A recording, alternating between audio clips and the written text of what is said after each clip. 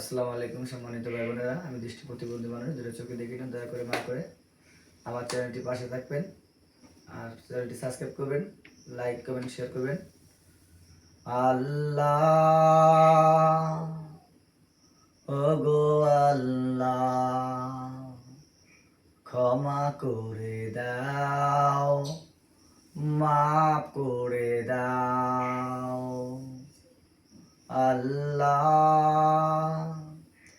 ওগো আল্লাহ, ক্ষমা করে দাও, মাফ করে দাও।